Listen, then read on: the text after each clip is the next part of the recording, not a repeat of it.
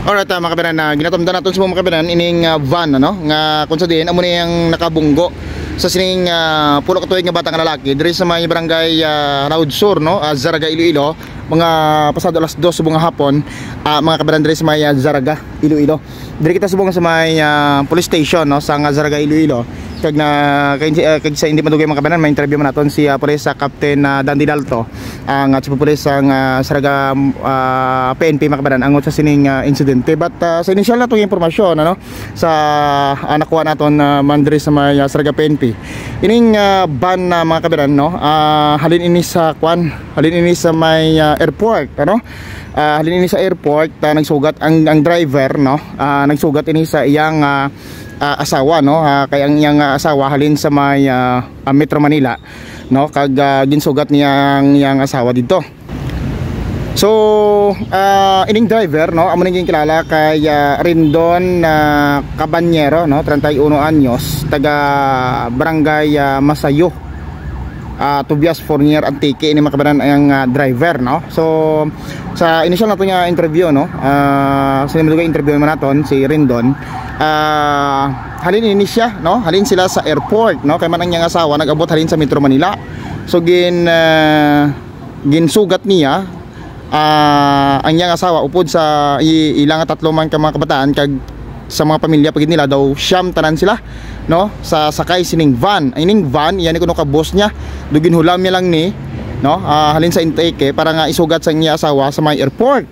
Kag paghalin nila sa airport mga kabanan, na kay do may parente sila diri sa may pagdugi daw sila nga diri sila anay kuno manyaga. So halin sa may airport, nag-agi sila diri sa Banuak, Zaraga, kay mapapagdugi sila kay manyaga, tani kuno sila sa parente nila dito. So halin sa Banuak, Zaraga, going sila sa Bangabante, ga-travel din sila mga kabanan. Payag sang driver sang kwenta man lang kunong lagan sang iyang nga van. Sa pag-abot dira sa may barangay Raud Sur no, Zaraga, Iloilo, before sang Bangabante mga kabanan, kung magaling ka diri sa may poblasyon sang Zaraga no, magyaw mo na ang Raud Sur no, before sang Bangabante.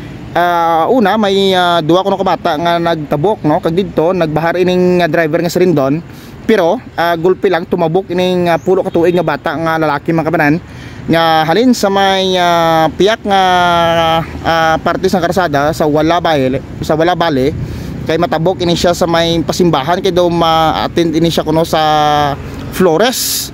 So dito pagtabok niya halin sa wala, sus Mario Joseph, wala gid ka kwan no, wala gid ka prekatar ang driver mga kabanan.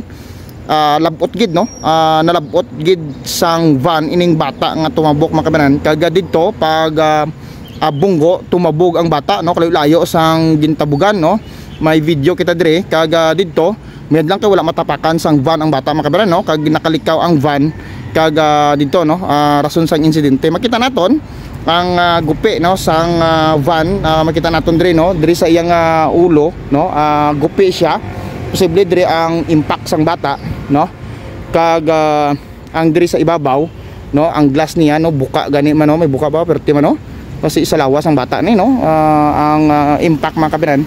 Kag no, ang sitwasyon sang van dire subong, latest medical bulletin sang bata subong, so far ara naman sa kuno sa mayong kondisyon, kag conscious naman siya, butso lang nagabugta naman ang bata, pero sige hapon ara sa subong sa may Barotac Nuevo District Hospital no, padayon yung ginabulong sang mga doktor naton. But sa informasyon naton nga rabaton, nagabugtaw na ang bata.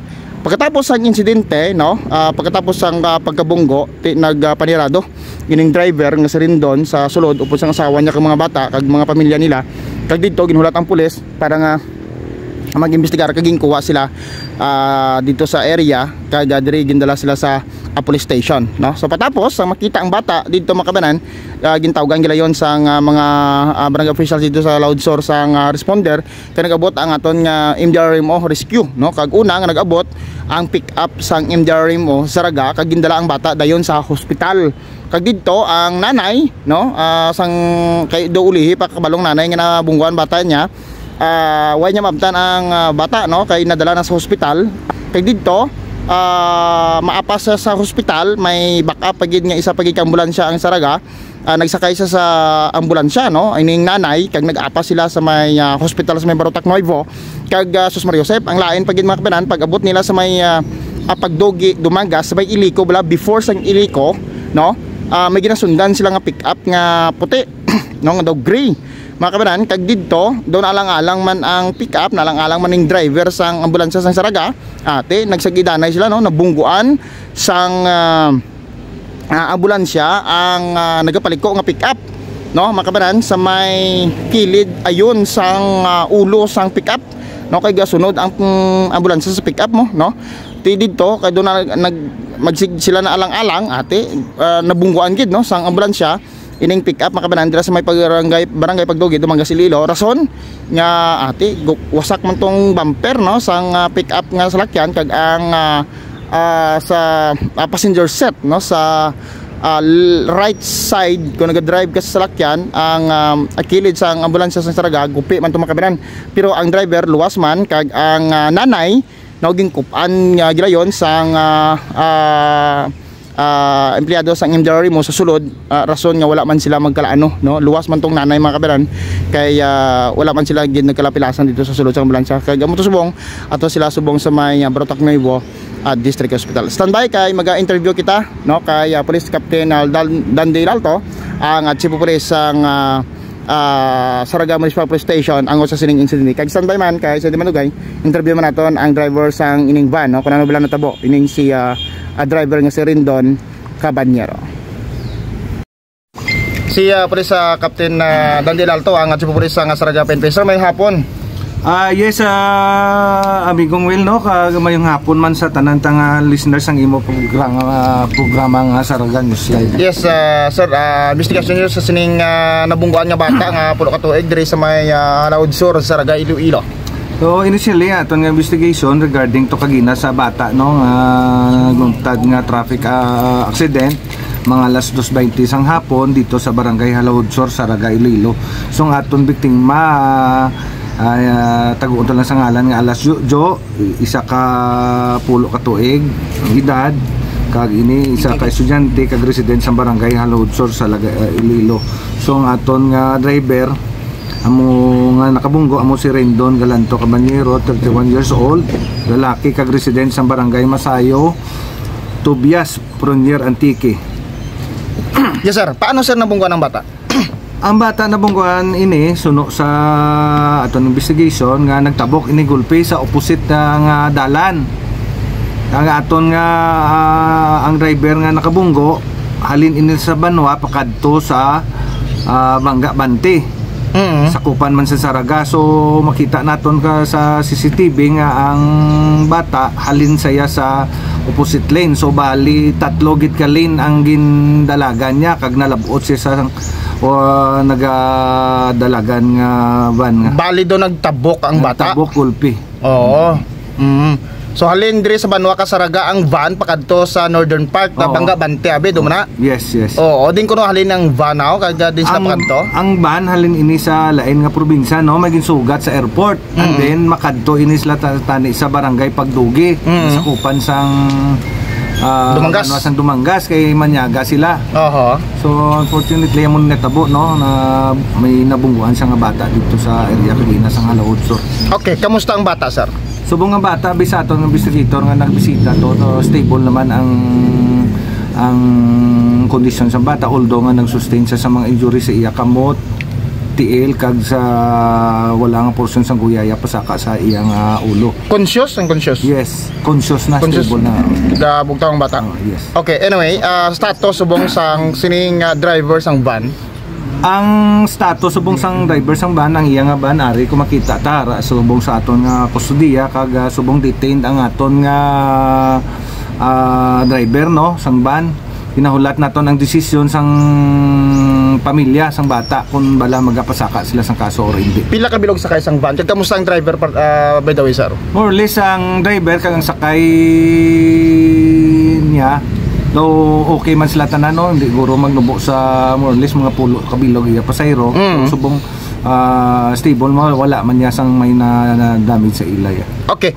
may impormasyon kami nga nabaton nga una nga gindala sang patrol sang Saraga MDRA mo ining bata sa ospital, tapos ang nanay kuno nagsakay man sa ambulansya kag apas dito sa ospital, but pag abot kuno sa may barangay Pagdugid ng Magasililo na aksidente man sila, Captain Elalto, sir. Yes, amo na ka ginanabaton tang report initially nga ang ginsakyan sang Iloy nga tani mabisita to sa bata niya ang ambulance ang aton nga injury mo.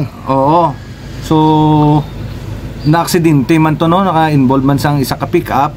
Naksidente man to sa barangay Pagdugid nga sakupan sang Dumangas. Pero so far daw okay naman to Iloy, ano? Okay gid ang Iloy. So ang mga damages sa mga salakyan lang to kung nakita naton kanina sa picture, no. Okay. Puros lang tanan salakyan ang may mga damage. Okay. With this information na Police Captain Dandy Elalto, sir, salamat kag mayong hapon. Yes, amigo, mayong hapon man kag salamat man sa imo kag sa tanan naton nga supporters sang Saraga Newsline. Thank you. Si Rendon Cabanyero, mga kapinan, amuning driver sang van, no, nga nakabunggo sa pulo katuig nga bata diri sa Saraga Iloilo. Ren, ba hindi gid maayo ni. Anong tabo? Bungkuan ko ang bata. Paano? Ay naglakto gulpi mo. Una may naglakto nga una darawa ka bata, tapos ura ko na no nagsunod ta na ti ganyan ay nakabahara ko ti ura man kita na nataman. Ti may kay ang ano ka bata okay man. Di ka mo alin Rendon? Sa airport, sir. Sa airport. Di ka mo katuaw? Makatuwa kita sa Barungka, no? Sa Barungka, sa Saraga. Okay. Ay maigma sa tiyak sang sawa ko. Oo. Ay natawag nga dito ko mimigma. Okay, tay. Yung mo to nga ti ura ko manapaktay nga mga kabungkok bata, ura tamanangad nga ura di tamanangad nga ginangad nga bungkuan. Ano mo disgrasya? Taga-tingi ka mo Rendon? Antike. Magigwa lang ka mo sa airport? Nag-abat sang ano ko, sawa ko. Tapos manyaga lang tani ka mo? Okay, nagtawag si tita ng dito manyaga. Oo. Mga piladlagan mo? Mga singwinta naman. Ali ka di sa may banwa ka Saraga going to Bangabanti doon na. Singwinta lang lagan ko, hindi ko ka sulado karagyan. Pila ka mo kabilog sakay sa van? Siyam lang kami, mga bata. Bata ko 3. Oo. Tapos mga pagkaisa ko kagang libayan ko. Di, pag anong kuhay mo makitang bata ka nagtabok? Kita Te? Di nakita ko nagkamukha. Itong unang kita ko, ang unang nalagtad, darawa ka bata. Tapos, ang nauri, tanay, naglipad sa tricycle, tanay, nagpalipad mo. Oo. Tinabulaga na ako, nag-apply, pag full stop ko, tinadapot kita na. Hindi mapili nga kung likawan ko, basi kami pa matumbat, o ura ko mga ngagibukon na natin. Orang mga disgrasya, naman. So duway mo mantisipar nga matabok pag ining bata nga nabunguan mo? Ura, sir. Te ano pagkita mo, ara na? Bunggo na? Oo. Te anong gini mo? O iti, manaog ako tani, ura ko nagnaog ay budlay ron. Te anong gini mo? Dila lang ko sa ban niya, nagduyo lang ako sa sulod yung ban. Tapos? Inulat ko lang ang mga polis. Oo, Kagamo to, polis, indara ko rin dyan sa police station. Te ang bata? Nakita mong bata? Oo, gingarga sanda sa pick up. Pero sa unan nakita mong bata sa pagbunggo mo sa unan mo? Oo, hindi. Tiga nung bata? Nakita ko Nakita kong bata. Tiga nung gigda? Gahulag ko man? Ang bata, sa likod rin sir, nalampasan ko rin. Oo. Pero ang bata ragin guyod ng dali sa kasada mo. Kagambay ko sino naguyod ka to. Tapos yung kengkeng ang dagan pagkita kay mo pa dyan sa likod kang sakyan. Okay ka ng bata, nag-ibig mo. Ito daw, nadura manakang ito. Kung mas mayad lang tayo kung mag-okay ang bata. May lang mo tapakan, no? Oo. Sige. Inuwiti ko tanaw sa mga pamilya ka bata, no? Mahambal mo sila rin doon? Ang ma'am, sir, wala ko mananangan nga bungkuan ng bata nyo. Kung pwede lang, istoryahan talara. Kung may sarang ako mabulig lang ako Kaya tigado man ako, driver lang man ako. Pang jeep, Tapos alternate lang ako nga biyahe. Kung wala man biyahe, wala man. Ang masarangan ko lang ma'am, sir, kung pwede lang, istoryahan na lang mabira. Ano ubra mo rin doon? Driver lang sa jeep, sir. Salin? Sa Antique. May mga bata ka man? Oo, 3 sir, gagmay pa. Sige rin doon. Thank you, good.